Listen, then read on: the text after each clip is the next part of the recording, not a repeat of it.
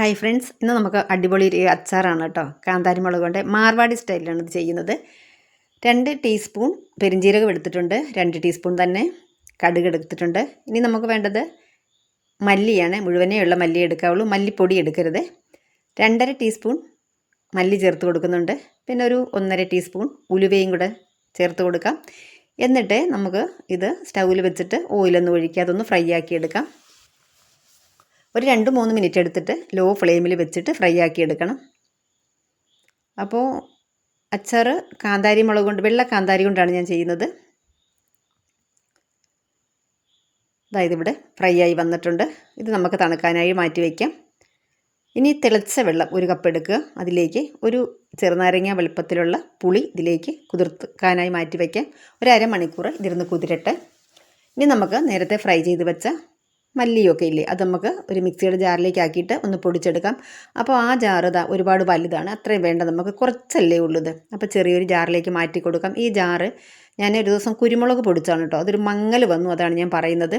കണ്ടോ, ഇതിന് മൊത്തത്തിൽ മങ്ങൽ ഉണ്ടായിട്ടുണ്ട്. ഇത് കണ്ട് ഇതിന് കുഴപ്പമില്ല. അപ്പോൾ ഇത്രയും വ്യത്യാസമുണ്ട് ഇപ്പോൾ ഈ ജാറിന്. അപ്പോൾ അതാ ഇവിടെ തരിതരിപ്പായിട്ടാണ് നമ്മൾ പൊടിച്ചെടുക്കേണ്ടത്. അതോടെ പൊടിച്ചെടുത്തു. ഇനി ഇതാ മിക്സി നമ്മൾ വെള്ളത്തിലിട്ട പുളി ഒന്ന് പിഴിഞ്ഞെടുക്കാം. പുളി നല്ല കുറുകനെ ഇരിക്കണം കേട്ടോ. ഇനി നമുക്കൊന്ന് അരിച്ചെടുക്കാം. ഞാനൊരു അരിപ്പ എടുത്തിട്ടുണ്ട്. അപ്പോൾ ഈ അരിപ്പയുടെ ഹോള് വളരെ ചെറുതായിട്ട് നമുക്കിതിൻ്റെ പൾപ്പൊക്കെ കിട്ടണം കേട്ടോ. അപ്പോൾ ഇത് വരുന്നില്ല, കുറച്ച് കുറുകിയിരിക്കുന്നതുകൊണ്ട് തന്നെ ഇതിൻ്റെ ഹോള് ചെറുതായിട്ട് ഇതിൽ വരുന്നില്ല. ഞാൻ മറ്റൊരു അരിപ്പ വെച്ച് കൊടുക്കുന്നുണ്ട്. ഈ അരിപ്പ ഞാൻ ഇതിലൊരെണ്ണം, ഞാൻ 2 കോംബോയായിട്ട് എനിക്ക് കിട്ടിയതാണ് കേട്ടോ. ഇത് അല്ലാതെ മേടിച്ചതൊരെണ്ണം ഉണ്ടായിരുന്നു. അപ്പോൾ ഇതിലും ഇത് ശരിയാകുന്നില്ല. രണ്ടും ഏകദേശം ഒരേ വലിപ്പമാണ് ഹോളിന്. ഇനി നമുക്ക് ഇതിലും ഒരല്പം കൂടി വലിയൊരു, നമ്മൾ ജ്യൂസൊക്കെ അരിക്കുന്ന ഒരരിപ്പയുണ്ട്, അതിലേക്ക് വെച്ച് കൊടുക്കാം. ഇതിൽ ഓക്കെയാണ്, നല്ലതുപോലെ വരുന്നുണ്ട്. നന്നായിട്ട് നമുക്കിതിൻ്റെ പൾപ്പൊക്കെ നമുക്ക് കിട്ടണം. അപ്പോൾ ഇതിവിടെ ഞാൻ റെഡിയാക്കി എടുത്തിട്ടുണ്ട്. ഒന്ന് മിക്സ് ചെയ്ത് നോക്കുകയാണ്. അപ്പോൾ ഇത്രയും മതി. ഇനി ഇതിലേക്ക് നമ്മൾ നേരത്തെ പൊടിച്ചെടുത്തിട്ടുള്ള ആ കൂട്ട് ചേർത്ത് കൊടുക്കാം. എന്നിട്ട് കട്ട് ചെയ്യൊന്നുമില്ലാതെ നല്ലതുപോലെ നമുക്കിത് ഇളക്കി കൊടുക്കാം. നല്ല കിഡിലൻ ടേസ്റ്റാണ് കേട്ടോ. എന്താ ഒരു സ്മെല്ലെന്നറിയുമ്പോൾ നമ്മളിങ്ങനെ ഇത് ഇളക്കി കൊടുക്കുന്ന സമയത്ത് നല്ലൊരു സ്മെല്ലാണ്. പെരിഞ്ജീരകവും ഒക്കെ ചേർത്തിട്ടുള്ളത്, അപ്പോൾ നല്ല സ്മെല്ലാണ് വരുന്നത്. ഇനി നമുക്കിതിലേക്ക് ആവശ്യത്തിനുള്ള ഉപ്പ് ചേർത്ത് കൊടുക്കാം. ഇനി വേണ്ടത്, ഞാനിപ്പോൾ ഒരു 1.5 ടീസ്പൂണോളം ഉപ്പ് ചേർത്തിട്ടുണ്ട്. ഇനി കാശ്മീരി മുളക് പൊടിയാണ് വേണ്ടത്. കാശ്മീരി മുളക് പൊടി അല്ലാതെ മറ്റേ സാധാ മുളക് പൊടി ചേർക്കരുത്. അത് ചേർത്തിട്ടുണ്ടെങ്കിൽ എരിവ് കൂടും. നമുക്കൊരു കളറ് കിട്ടാൻ വേണ്ടിയിട്ടാണ് ഈ പൊടി ചേർത്ത് കൊടുക്കുന്നത്, മുളക് പൊടി. അപ്പോൾ ഒരു 1.5 ടീസ്പൂൺ കാശ്മീരി മുളക് പൊടിയും 1/2 ടീസ്പൂൺ മല്ലിപ്പൊടിയും ചേർത്ത് കൊടുത്തിട്ടുണ്ട്, മഞ്ഞൾപ്പൊടിയും ചേർത്ത് കൊടുത്തിട്ടുണ്ട്. എന്നിട്ട് നല്ലതുപോലെ മിക്സ് ചെയ്യുകയാണ്. ഇതിപ്പോൾ നമുക്കത് ഒരല്പം വെള്ളം കൂടി ഇതിലേക്ക് ചേർക്കണം. ഇതിരുന്നൊന്ന് കുതിർന്ന് വരുമ്പോൾ വെള്ളത്തിൻ്റെ അളവ് കുറവായിരിക്കും. നമുക്ക് ഒരു സ്വല്പം കൂടി 2 ടേബിൾ സ്പൂൺ കൂടെ വെള്ളം ഞാൻ ചേർത്ത് കൊടുത്തു. നന്നായിട്ട് മിക്സ് ചെയ്തിട്ട് ഒന്നങ്ങ് അടച്ച് വെച്ചു. ഇനി നമുക്ക് അച്ചാർ ഉണ്ടാക്കാനായിട്ട് തുടങ്ങാം. ഞാനൊരു 1/4 കപ്പോളം ഓയിൽ ഒഴിച്ചിട്ടുണ്ട്. ഇത് കരിഞ്ജീരകമാണ്, ഇതിലേക്ക് ചേർത്ത് കൊടുക്കുകയാണ്. ഇത് നല്ലൊരു ടേസ്റ്റ് കിട്ടുന്നതാണ് ഇതിനകത്ത് ചേർക്കുമ്പോഴേക്ക്. ഓയിൽ സൺഫ്ലവർ ഓയിലാണ് ചേർത്തത്. അതിലേക്ക് കരിഞ്ജീരകം ചേർത്തതിന് ശേഷം 1 ടീസ്പൂണോളം കായപ്പൊടി ചേർത്ത് കൊടുത്തിട്ടുണ്ടായിരുന്നു. ആ ഒരു ക്ലിപ്പ് ഇതിൽ വന്നില്ല, വീഡിയോ ഓഫായിരുന്നു. പിന്നെ 250 ഗ്രാം വെളുത്തുള്ളി പൊളിച്ച്, വലിയ അല്ലിയാണ് കേട്ടോ. സാധാരണ പൊളിക്കാൻ എളുപ്പത്തിന് വേണ്ടി വലിയ ഉള്ളിയാണ് കേട്ടോ വാങ്ങുക, വെളുത്തുള്ളി അല്ലി. അപ്പോൾ അതൊന്ന് 2-3 കീറിയെടുത്തിട്ടുണ്ട്. അതുകൂടെ ചേർത്ത് കൊടുത്തിട്ട് ലോ ഫ്ലെയിമിൽ തന്നെ വെച്ചിട്ട് നല്ലതുപോലെ നമുക്കൊന്ന് മിക്സ് ചെയ്തെടുക്കാം. ഇതിൻ്റെ കളറൊക്കെ ഒന്ന് മാറി വരണം. ഒരല്പം കറിവേപ്പില കൂടി ചേർത്ത് കൊടുത്തിട്ടുണ്ട്. വളരെ കുറച്ച് കറിവേപ്പില ചേർത്താൽ മതി.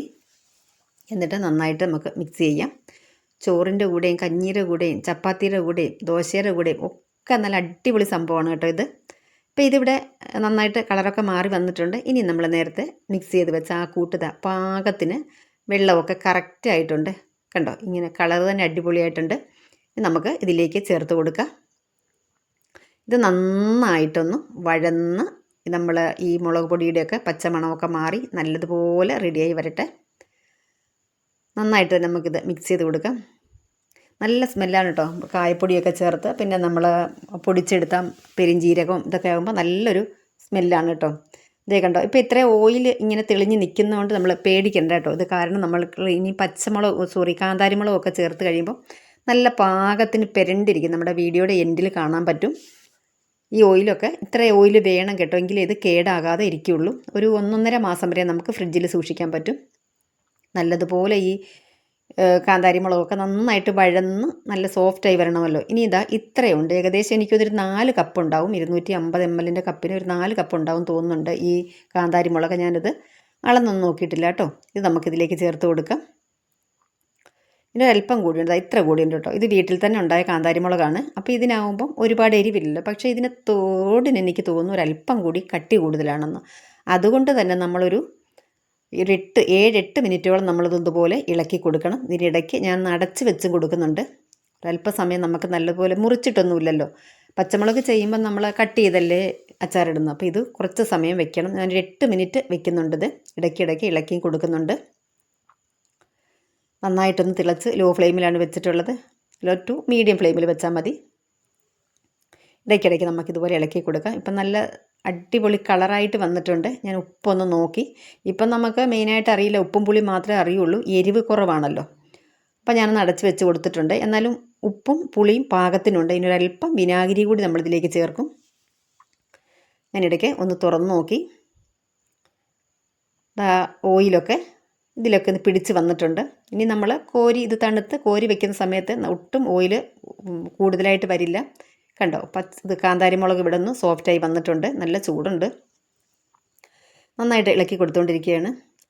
അപ്പം നമ്മുടെ ഈ അടിപൊളി റെസിപ്പി എല്ലാവർക്കും ഇഷ്ടമാവുമെന്ന് വിശ്വസിക്കുകയാണ്. ഇഷ്ടമായിട്ടുണ്ടെങ്കിൽ നമ്മുടെ ചാനൽ സബ്സ്ക്രൈബ് ചെയ്യാനായിട്ട് മറന്നു പോകരുത്. പുതിയതായിട്ട് വരുന്ന എൻ്റെ പ്രിയപ്പെട്ട എല്ലാ കൂട്ടുകാർക്കും ഒരുപാട് സ്നേഹവും ഒരുപാട് നന്ദിയും ഞാൻ അറിയിക്കുകയാണ്. അപ്പോൾ ഇത് ഏകദേശം നമ്മുടെ അച്ചാർ ഇവിടെ നിന്ന് റെഡിയായി വന്നിട്ടുണ്ട്. ഇനി നമുക്കിതിലേക്ക് ഒരു 1.5 ടീസ്പൂണോളം വിനാഗിരി ഒഴിച്ചു കൊടുക്കാം. അത്രയും വിനാഗിരി മതിയാവും, കാരണം നല്ല പുളിയുണ്ട് ഇതിന്. പിന്നെ ഒന്ന് കേടാകാതിരിക്കാനൊക്കെ ആയിട്ട് നമുക്ക് വിനാഗിരി ഒഴിക്കുന്നത് നല്ലതാണല്ലോ. അപ്പോൾ ഇത് ചേർത്ത് കൊടുത്തിട്ട് നന്നായിട്ട് നമുക്ക് ഇളക്കി കൊടുക്കാം. അപ്പോൾ ഗ്രേവിയൊക്കെ നല്ല പാകത്തിന് വന്നിട്ടുണ്ട്. ഇനി നമുക്ക് കുറവാണെങ്കിൽ ലാസ്റ്റ് ബോട്ടിലാക്കുന്ന സമയത്ത് കുറച്ച് തിളപ്പിച്ച് തണുത്ത വെള്ളം ഒഴിച്ചു കൊടുക്കാം. ഞാനൊരല്പം അതിൽ ചേർക്കുന്നുണ്ട്. ഇത് നമ്മൾ കോരി വെക്കുന്ന സമയത്ത് വളരെ കുറച്ച് ലൂസായിരുന്നില്ല, അതുകൊണ്ട്. അപ്പോൾ അതാ ഒരു 2-3 മണിക്കൂർ കഴിഞ്ഞു നല്ലതുപോലെ തണുത്ത് വന്നിട്ടുണ്ട്. നമുക്കിത് ബോട്ടിലേക്ക് മാറ്റാം. എൻ്റെ ബോട്ടിലെടുത്തിട്ടുണ്ട്. കണ്ടോ, ഇപ്പം നല്ല സെറ്റായി വന്നിട്ടുണ്ട്. ഒട്ടും ഈ തവി, ഞാൻ പറയുന്നത് ഇങ്ങനെയുള്ള തവികൾ, നമ്മൾ നല്ല തവികളൊന്നും എടുത്ത് ഇങ്ങനെ അച്ചാറിനകത്ത് ഇട്ട് വെക്കരുത് കേട്ടോ. മാക്സിമം അച്ചാറിടുമ്പം പഴയ തവികളുണ്ട്, അതെടുക്കുക. ഈ തവികൾ കറുത്തു പോകും കേട്ടോ. എനിക്ക് അങ്ങനെ പറ്റിയിട്ടുണ്ട്. തവിയും അതേ, ചില കടായികളും അങ്ങനെ സംഭവിക്കും. എനിക്കതും സംഭവിച്ചിട്ടുണ്ട്. ഇതിപ്പോൾ വിനോദിൻ്റെയാണ് ഈ കടായി, വലിയ പ്രശ്നമായിട്ട് വന്നിട്ടില്ല. അപ്പോൾ ഞാൻ എന്തായാലും അതുകൊണ്ട് തന്നെ പെട്ടെന്ന് 2-3 മണിക്കൂർ കഴിഞ്ഞപ്പോൾ തന്നെ കോരി വെക്കാമെന്ന് വിചാരിച്ചു. നല്ല സെറ്റായി. കണ്ടോ, ഒട്ടും ഓയിൽ നമുക്ക് കൂടുതലായിട്ട് കാണുന്നില്ല. ഗ്രേവിയൊക്കെ പാകത്തിനാണ്. ഞാനൊരു 1.5-2 ടേബിൾ സ്പൂണോളം വെള്ളം കൂടി തിളപ്പിച്ച് തണുത്ത വെള്ളം ഒഴിച്ചു കൊടുത്തിട്ടുണ്ടായിരുന്നു കേട്ടോ. അല്ലെങ്കിൽ പിന്നെ ഒട്ടും ഗ്രേവി ഉണ്ടാവില്ല. അപ്പോൾ ഞാനിത് ബോട്ടിലേക്ക് മാറ്റുകയാണ്. നല്ലതുപോലെ നമുക്കിത് നിറച്ച് തന്നെ കോരി വെക്കണം. അപ്പോഴാണ് നമ്മുടെ അച്ചാർ പൂത്ത് പോകാതിരിക്കുന്നത്. ഇനി ആ ഓയിലുണ്ടല്ലോ, ആ കടായിലുള്ളത്, അതും കൂടി ഇതിൻ്റെ മുകളിലേക്ക് നമുക്ക് ഒഴിച്ച് വയ്ക്കാം. അപ്പോൾ ഒട്ടും ഇത് പൂത്ത് പോകില്ല കേട്ടോ. ഇതാ ഇങ്ങനെ കോരി വെച്ചാൽ മതി. അപ്പോൾ ഇന്നത്തെ വീഡിയോയുടെ പൂർണ്ണമായിരിക്കുകയാണ്. Thank you.